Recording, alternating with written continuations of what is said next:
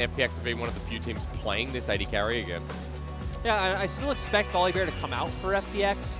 It has pretty much been the dominant jungler on this patch, and a lot of LPL teams still do flex at the top side, unlike other regions in the world. There you go, TF priority, LGD, snap it away. If you're going to take Volibear, we're going to take the pick that's going to be contested all series long, and quick picks with Kramer getting the Ashe.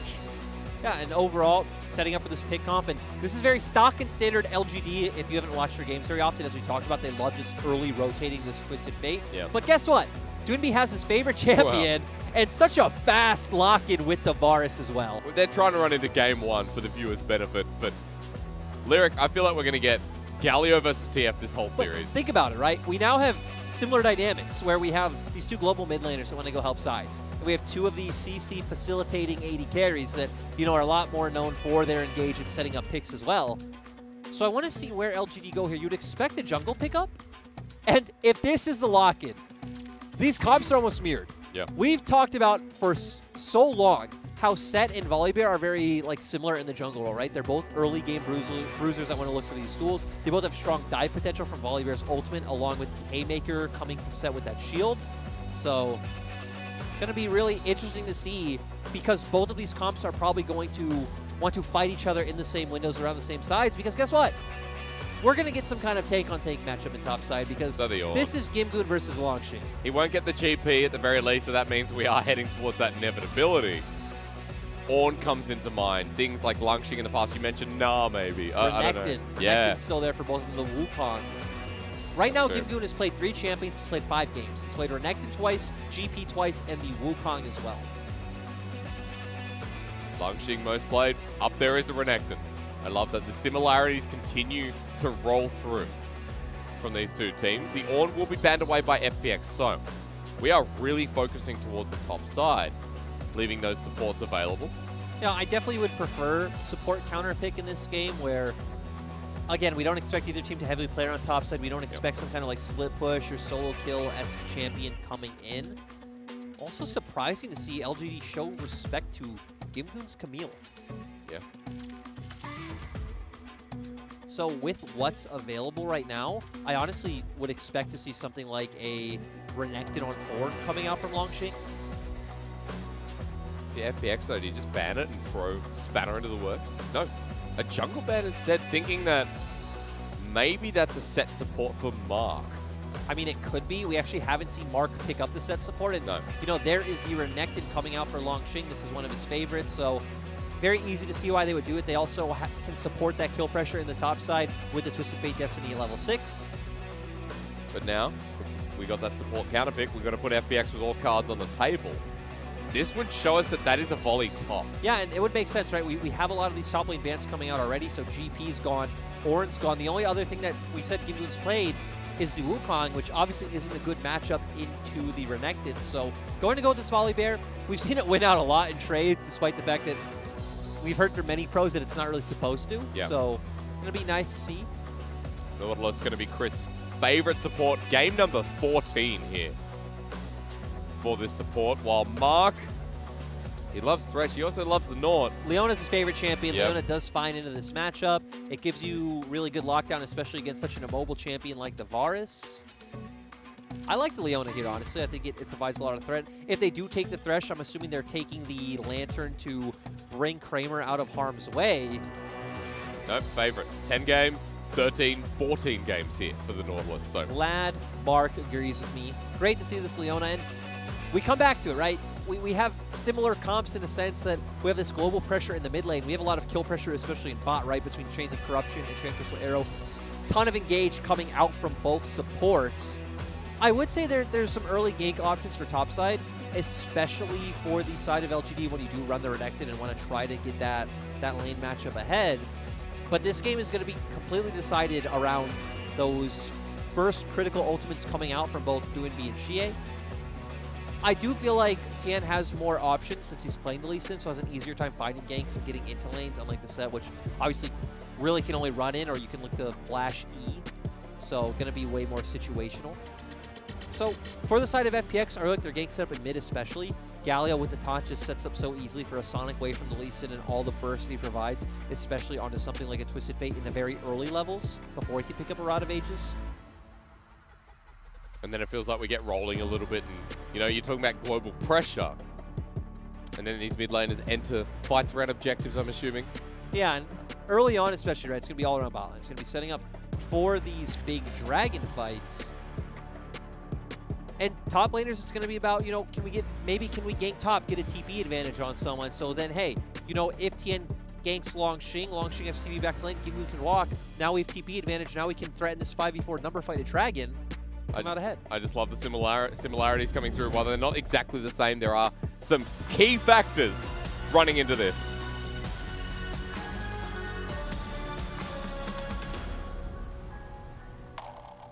Fierce.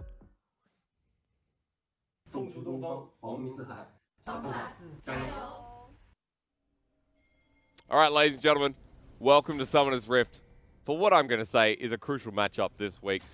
If LGD win, Suning clap their hands and say thank you very much, secure the 4th playoff position in the LPL summer, while FPX keep their dreams alive, make their chances better, and could potentially move up to 8 wins themselves. Everything on the line for playoffs in summer. Kind of nice that Suning are relying on Longxing to guarantee them a playoff placement. And again, Suning's fate is still in their own hands. Obviously, like Suning right now are sitting up at 10 wins, so they're feeling good, but just kind of like the nice little cherry on top would be, well, we don't have to do anything more. Exactly. If they don't have to worry anymore, they can just like a sigh of relief. Okay, guys, we're in playoffs. But for FPX, the world champions currently sitting at 7-6. This was a really harsh split for them.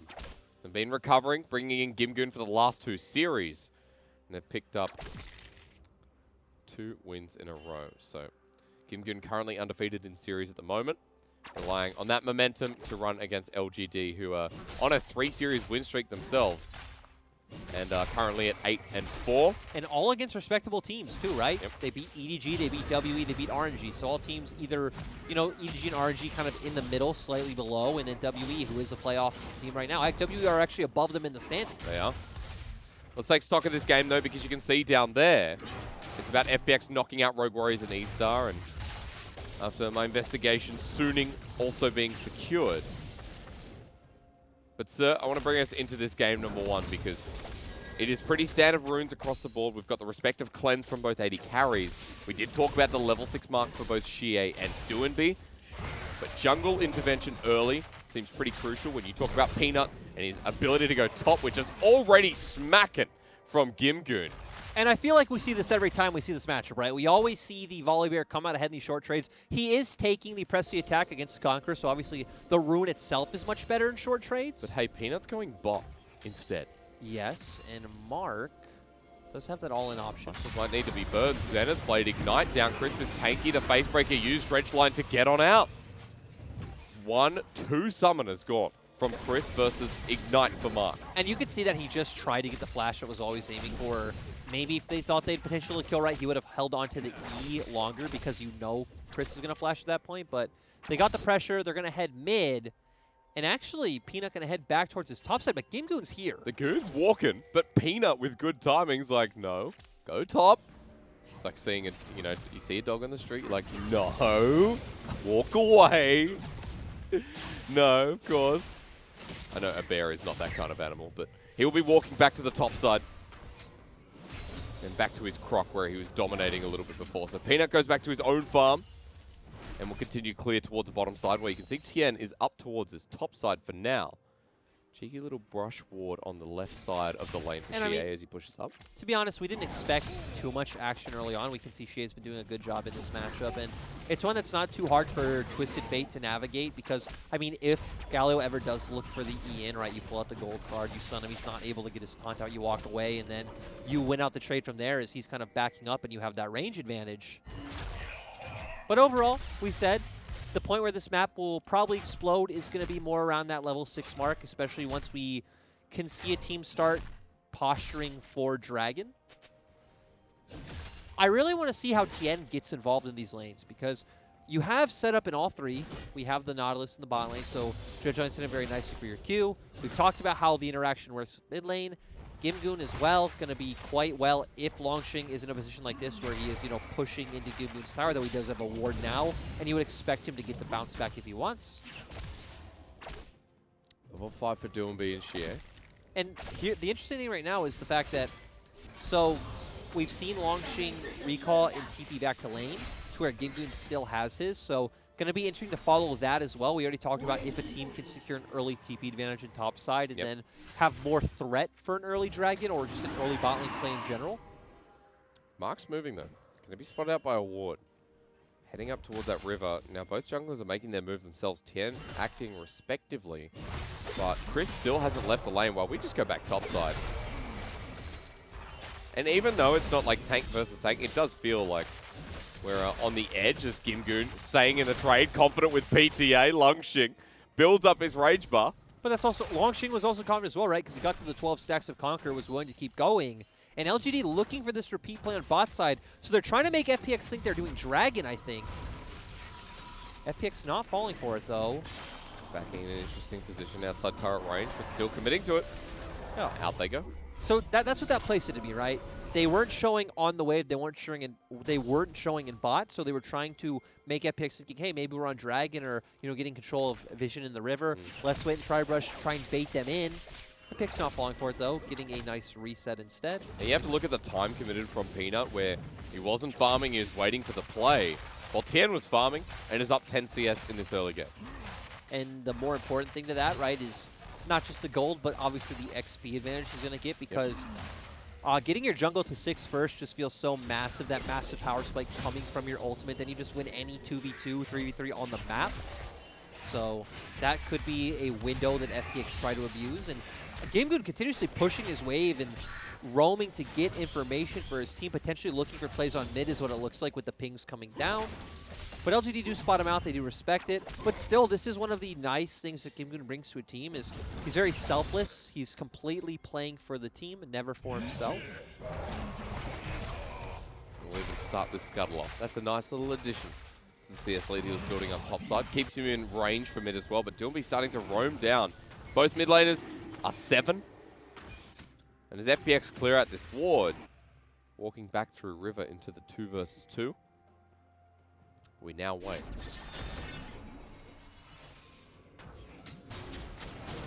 Up in much lower pace, but right now Tien is at that level 6 mark that we talked about, so feeling like they can do Dragon. They also have push in the mid lane with Doomby, and their bot lane also hovering over, so going to be an easy first objective for them.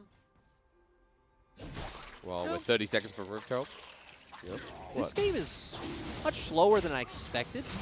True.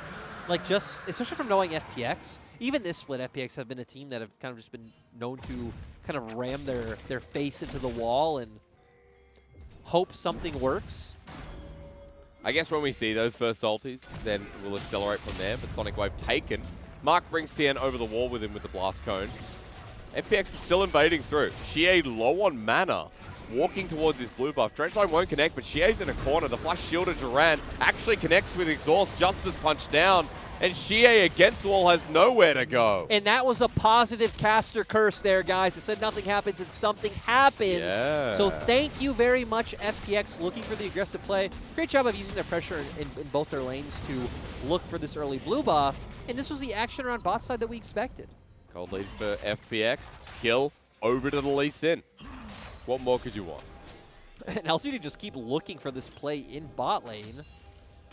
LWX showing so much respect. I don't think he'll fall for it. He also does have cleanse, so he could get pursed extremely quick. So we're going to see LWX's reaction times. Waiting against the wall. Zenithblade does connect the cleanse and the flash. Dodges from Enchantress Arrow. And Chris now on the other side, though. I think he's actually just going to be caught out. Xie's ulti is up and available for the support. He's not going to commit it. Just gets vision. Peanut gets a kill. That's so sad. LWX's reaction times are on point. Sick. The sidestep was sweet, but Chris not in a great position, does get punished. And we just see LGD continue to punish his bot lane, which is going to open up the Herald for FPX. It begins from Tien. Xie walking up as well to get vision, while Longxing can't do too much about it. He's pushed against his turret. Let's also remember that now Xie has no Destiny, so our Doomby does still have his ultimate. Yep. So even after this Herald, we could maybe see a reset come in from Tien and see some kind of massive play onto bot lane where Galio can follow, but Xie, no ultimate, no TP. It's a window we want to see abused. I do want to say, though, while that bottom play went badly in terms of, hang on, no, it's happening again. They're just doing it once more. Chris now flashes away, but in front, Peanuts flashed there with the haymaker. He'll trade his life, but Mark, LWX takes 2, and it looked cool, but LGD, that went badly. And the funny thing is, we've seen FPX do this before, where they try way too hard to find these plays, bot, overcommit, and give kills over. It looked clean from Peanut at first, like you said, but great job by Crisp and LWX to find the kills in the end. Also going to help Doonby get some pressure. Varus now has 2 kills. Yes, yes he does. And now we get some plates in mid. FPX are going to net a gold lead from this one. After Peanuts picked up 2 himself, FPX take the lead, and we've got Berserker Greaves already. Let's see what LWX buys. Because he should be going Blade of the Royal King first. He picks up a Cutlass, and we'll watch this one again. Yep, we see the flash and right there coming in with Set. Ulting under the turret, though, was not exactly the play, and then Mark left under turret. I love the question mark pins coming out. And I love LWX's reaction as well to where, I mean, stone face, no expression at all. Okay. Just like another day in the office. If you're gonna do that, I'm gonna take it. Gold still pretty even though. We do see especially plates for LGD in the bottom lane, but obviously FPX did just pick some up themselves. Also, gold gonna be close because of, you know, TF's passive, of course. What do we think about scaling this game? Because when there's some similarities with the comp, there's very different elements that make them tick. We've got an on-hit Varus versus a Ashe. I mean, I feel like this is going to be extremely close. I mean, right? We have these more CC skirmishing AD carries. We have 2 bruiser top laners. The only difference really is jungle, where you have a Lee Sin versus Set. Set definitely offers way more in a late game scenario. And I'd even say Twisted Fate's like damage is obviously way easier to maneuver. So maybe slightly favoring what LGD have, but still, I actually don't feel like scaling is going to matter. It's going to be who's going to get the advantage in this mid game. Okay. Built up to an even gold lead once again. Twisted Fate is shielded around and Ghost. Xie might be caught out here. Kicked on back. Nicely done. Swooped through, but he still lives on. Depth charge onto this mid-TF, who they still haven't taken down. Face breaker onto Tien, and FPX just couldn't kill a squishy old boy. Nope, they didn't have the damage with the Galio and the Nautilus, and Xie surviving. Good roam coming from LGD's bot lane as well to facilitate that play. And I mean, Dragon's coming up right now. That Rod of Ages then, I guess, would have paid dividends in that fight for Xie. He didn't even have to use stopwatch. Yep. So he was still safe. Dragon you mentioned, heading down now is LGD. Peanut going to take that off. And Peanut being there at the right place at the right time here in this first game. The teleport's going to be used. FPX getting dove here. Gimgoon ulties on the spot because that's Volleyman's ult for you. Match the flash. Hero's entrance now. Gimgoon still dies. Doomby's in the middle with a double shielded Duran onto Lung Xing, but that's his damage with Protobelt down. The minions helping out. Lung Xing still getting chased under turret. He's going to die. And Xie now getting chased too. Shielded Duran for gold card. They neutralize each other out, but Tien is on the way up. One more gold card necessary. Tien still here. Sonic Wave connects. Under turret though. Goes golden with the help of that stopwatch. I mean, right there is what we talked about earlier, where it's very easy for the Twisted Fate to kite out the Galio with the gold card, so not going to go down in the end. Ends up being a 1-for-1, and we see the advantages of the Twisted Fate Destiny over the Galio ult, where obviously you have a lot more like onus to be proactive, but still going a bit too deep. Long Xing going down in the end. But you have 2 kills on your Twisted Fate and on your Set, so that does feel really good for the side of LGD. But still no gold lead. We just get that point once again at 14 minutes here, where nothing's really been resolved. Yeah, and I expect we will have something like a Herald probably spawning in the near future, so that will be kind of the next line of attack for either side. Again, like both have pressure. I do expect LGD to have pressure topside with the Renekton right now, so if Herald does spawn soon, maybe that's something LGD look to make a play on. But that also goes against what LGD have been doing all game long, which is just having Peanut hard camp bot lane. Yeah. Though it has not worked, so I think there's an argument to kind of changed course. Technically, it worked just for FPX, you know. That's true. That Herald under a minute.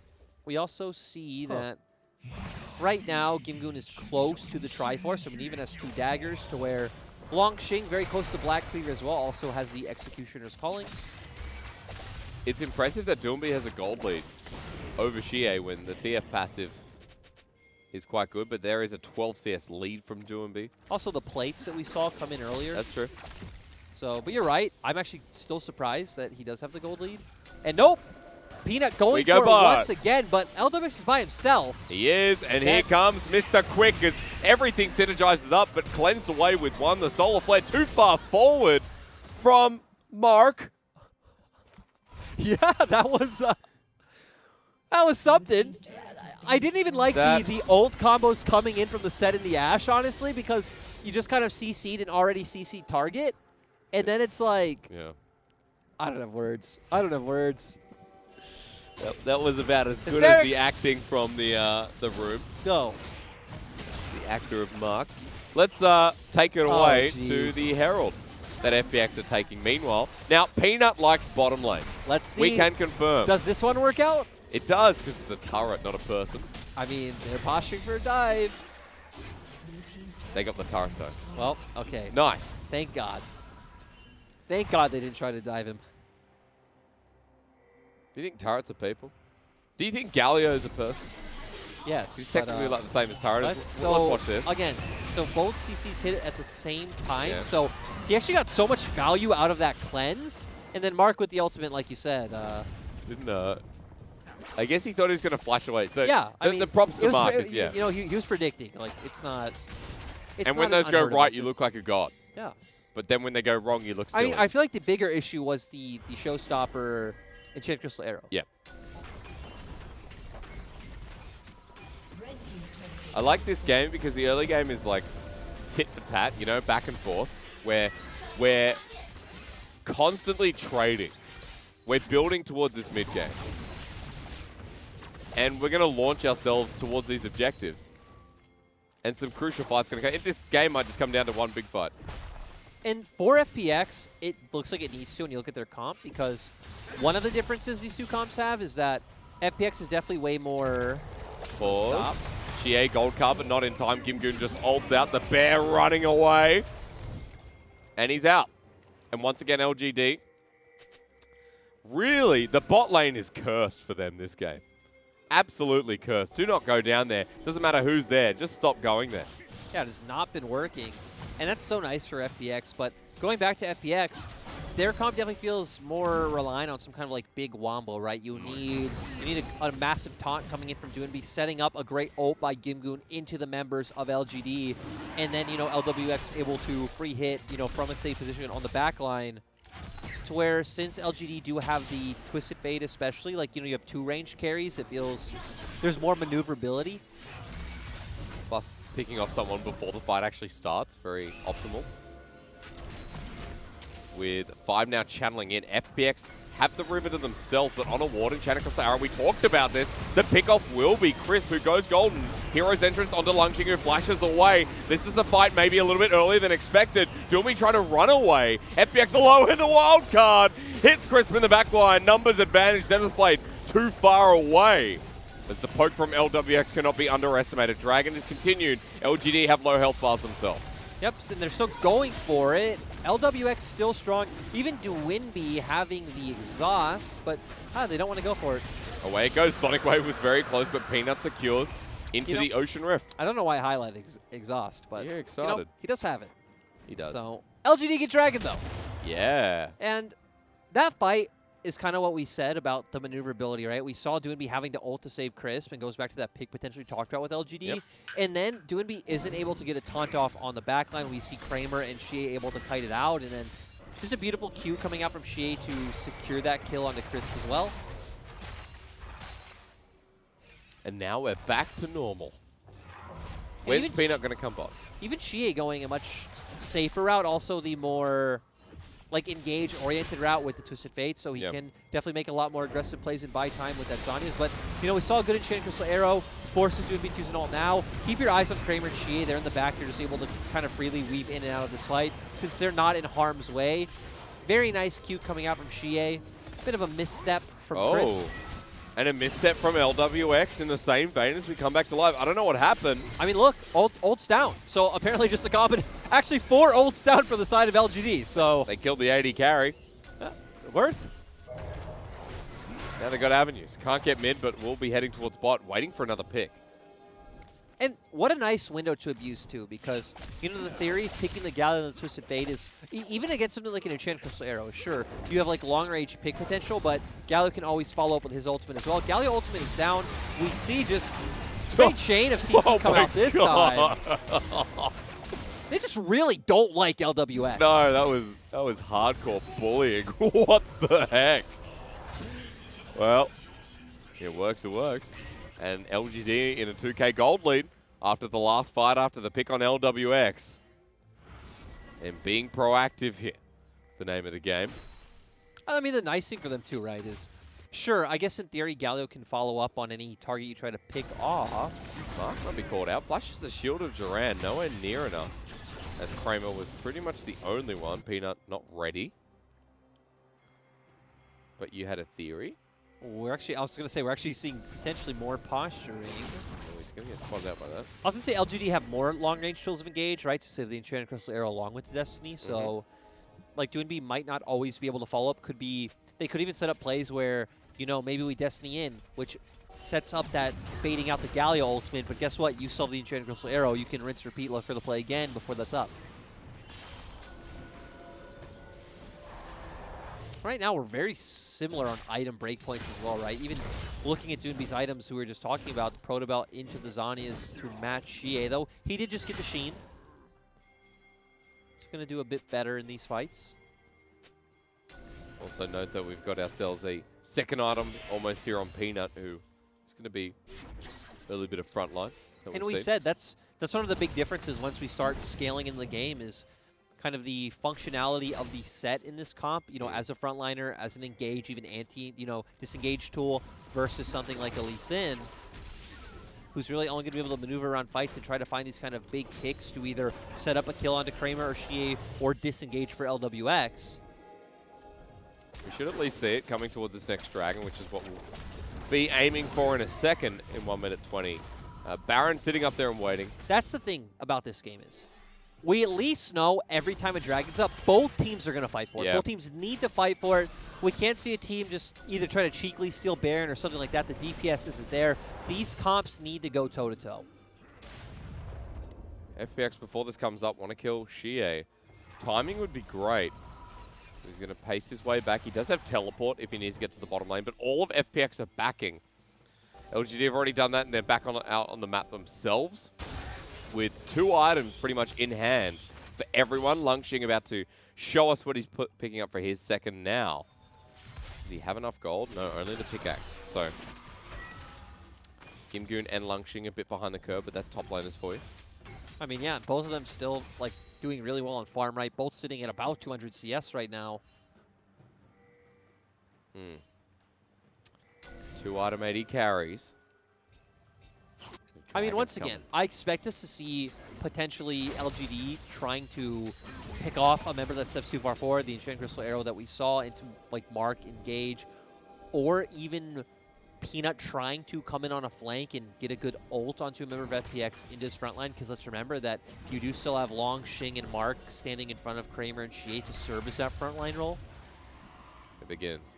Gimgoon around the side. I think for the side of FPX, it's massive that they can find the Galio taunt and the Gimgoon ultimate onto the likes of Kramer and or Xie. Who's between everyone. Destiny's going to be used to start off the Enchanted Crystal Arrow there in the back of the pit. The Dragon's still healthy, though. Smited away by Peanut, now on Salt Point, but LGD get engaged on. It's Doonby, interrupted with Peanut's ult. The face breaker flies. Lungxing zones LWX. LGD might be low, but FPX have lose quite a lot. The LWX walks back in, and Lungxing will end up dying for the Dragon. So 2 for 1. And in the end, LGD might be okay if they can get the rest away. Ooh, Okay. Okay. Very, very cheeky smite by Peanut, but right, that fight shows us how close these compositions are. It looked really scary at first for LGD, especially when we saw Doinby hitting that 3-man ultimate. Tries to go in with the taunt, but Peanut with a massive ultimate to keep him away from the team. But ultimately, FPX were still able to pick up the 2 kills, so we did see the engage coming from LGD, like we said. Mark goes in and Chain Crystal Arrow comes out. We see LWX able to freely deal damage because he doesn't walk completely in the pit, and that really feels like the godsend for this team fight. Longxing tries to go in and put threat on him, doesn't come out in the end. Peanut finds the kill onto Tien, and then we also see Ash going down to Doinby, who does flash over the wall. And again, the big difference maker was that LWX never had to really fully commit to the fight, to where a lot of LGD's carries were in awkward positions kind of in the pit. True. We come out of the fight. LGD still have a gold lead, but you can see what FPX are capable of. A note there's a Magi's in Xie's inventory now, instead of upgrading towards the Lich Bane. So there's a lot of ability power available here for this TF, who is going to be ganked, but Peanut by his side. Versus 3 flashes away. Xie a bit too far forward. LGD just going to have to back away too. And even Doinby going towards the Banshee's Veil is quite interesting. Obviously, the side of LGD doesn't really have that much AP, so more just valuing the shield he's getting out of that for any potential CC coming out from LGD's kit to engage onto him. You ready to wait again for another 3 minutes? Yes. Yes, I am. Soul point for LGD is a very big note. Yes, and you know, while we're waiting, we could have story time. Ooh. Because as we were walking on break, I asked you if that farm story was true. If you guys weren't here for the first series, don't expose. he told us this heartwarming story of growing up on a farm with like cousins, transitioning to playing League of Legends. And in the break, he confirmed to me it was all a lie. Let me just say, no one heard that, so I'm never going to confirm or deny. Hang on, teleport. Shielded around for Mark. Good timing, FPX. I'm saved. Right in the corner. He's dead. They're in front of Baron. They're going to do it, too. It's FPX. Like, if FPX finds a pick like this in front of Baron, they are going for it. LGD going to be forced to go with a response. They do still have a ton of engage, even AoE options coming out from Renekton and Peanut. 5K. Is it quick enough? Destiny being used. In front of this pit. Chris delaying time in the back. The steal! And Peanut gets it. Now for the re-engage. LGD need to run. Xie not committing to the fight. Instead, it's Longxing who will sacrifice alongside Peanut. Kramer died earlier. Only one with the Baron that was stolen away. I mean, that's still massive in my opinion, because you have it on a champion that can also sit freely in a side lane, put pressure down on some turrets. And realistically, you're still the team with the gold lead. You're still going to come up in time for Dragon. That was a massive blunder by the side of FPX. Let's see how it happens. All right. So we're going to see the same level. Yeah, so Tien jumps out right. That's what I thought happened. I knew a member of FPX jumped out. I wasn't sure if it was Tien, but unfortunate. Peanut punishes. And yeah, they still get the Baron on Twisted Fate. And I feel like it's massive. Now we have to watch. Dragon's coming up in a minute. Xie doesn't have TP, but he will have Destiny for it. Xie also just completed his Sheen, Yep. which is a massive power spike for the Twisted Fate. Lich Bane. Yeah, That's the one. I'm sorry. Lich Bane. That's There okay. we go. There we thank you. How dare you? Hysterics. That's okay. But we got a lot of items coming across the board to the third almost here for both AD carries. While for Peanut, he's got a Spectre's Cowl in his inventory too. Xie is sitting in the jungle right now, picking up some CS. Just waiting for this 20-second timer. If LGD get Ocean Soul, if they manage a fight in front of this Dragon pit, that Baron should have another 30 seconds to help push out. Crisp in a bit of an awkward place. And let's keep our eye on if LGD are the ones starting up this fight once again. Again, they've had really good coordinated engages. Pretty much both fights we've seen where Chain Crystal Arrow comes out the same time as the Mark engage. Obviously, they do have Peanut's ultimate up as well. Ash spotting comes in for value once again. And also, along with the Ashe, we need to remember they have Destiny too, so it actually doesn't matter too much if FPX can deny the vision. They always avoid getting that vision back. Chris actually zoning out here for now. Hero's Entrance going to be used very early. It's only onto one mark. Tanks up, who flashes away. Xie into the backline, trying to bait them through. Zhonya's will be used as well as Peanuts there as well. But LGD have separated the fight. Tien gets low, will trade for Xie's life as Gimgoon now the recipient of damage, which Langxing takes care of. Tien jumps back in, has to flash away. And that's a win for LGD because now the Dragon could be theirs. Yeah, Tien is still alive. You know, he's Lee Sin, does have the XP on his Q, has Smite. He's so low, though, and Langxing's here, flashes onto him, and he's dead. Langxing doesn't matter if he goes down here. Ocean Soul acquired. Kramer moving forward, and Doomby forced to flash. Kramer needs to kill this Galio. But LWX will be the next target, even under turret. He doesn't care. He could die.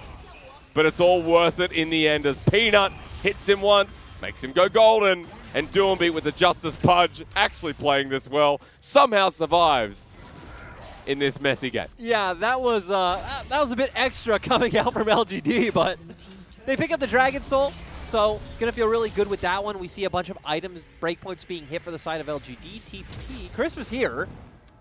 Xie's coming though, Destiny being used, and they're like, no, let's leave. That's nice too, even just using the thread of Destiny, not even having to commit. Big brain play coming out from Xie, but look at the Magi stacks on Doomby, 18. Yeah. And we see here, LGD once again engaging onto Crisp. Xie comes in the backline, which kind of pulls their attention away and leaves Crisp in a really awkward position. Xie does Zanya, so he buys a lot of time from FPX. And I was actually surprised here because LWX is in a really good position to get a bunch of damage done right here, but doesn't feel comfortable walking forward. The rest of LGD do, so they do zone off and get the Dragon there. Tien ward hopped and LWX is walking away, so it feels like a bit of miscommunication at the very least, which is not something you'd say between Tien and LWX. I'm still just really surprised with the 18 stack Magi's. Yeah. Kind of came out of nowhere. Left field. 3 stacks now only available for Xie after he died. So the better off mid laner right now is Doomby, but there is an Ocean Soul on LGD. Elder's coming up in 4 minutes 20. And that Ocean Soul won't matter if FPX are able to get Elder, so that's kind of the nice part, is that it's not said and done. Let's also remember that, I remember Munchables mentioned this on broadcast the other day when I was listening that, you know, Ocean Soul, you know, like, it's not amazing against things like Burst, right? But against FPX comp, which is just a ton of sustained DPS, it's gonna do a ton. Yep.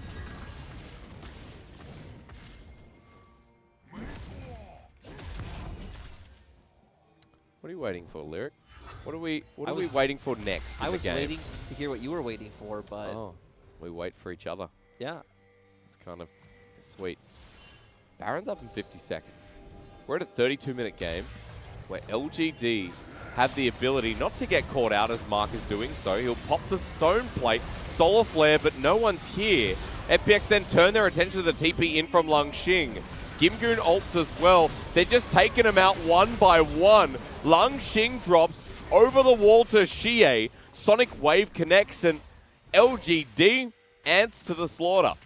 Yeah, and that one was a bit weird because, remember, that started off with LGD walking into FPX's jungle trying to get vision down, even then posturing. Stretch line dodged away from. Haymaker does quite a lot. Xie heading forward with Kramer. Okay. I mean, FPX should be able to get Baron off this. This 5v3 Gimgoon is low, but he has TP up, so going to very easily be able to rejoin this fight. Both level 14, but Peanuts around the side of the pit once again. Doomby has ultimate up as well, so even Tien has ultimate, right? So he can keep Peanut away. Look at that deep TP, though, for FPX. Might be poured out as the cleanse is used. Peanut right in front of the pit once again. Haymaker being stored up. Crisp is low. Gimgoon running towards them as the hero's entrance will only be onto the jungler, but they've killed Kramer. And the DPS now minimized with Mark rejoining the play, but Peanut is already dropping and Xie being zoned out. Langxing has come back to have his last hurrah as LGD have just been washed. And LGD just mistake after being the ones to win the fight and get soul. So FPX at least going to be able to get a mid and hit. I think they just end. Can they win? At 30 seconds on the bottom lane, 25 for Peanut. You know FPX, they're going to try and end the game. And this honestly just came out of nowhere.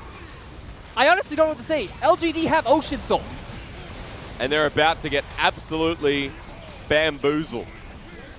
Kind of a disappointing way to end when you're LGD making it competitive the whole time around and running into FPX. You'll give them, that's right, I said give them the Game 1 win.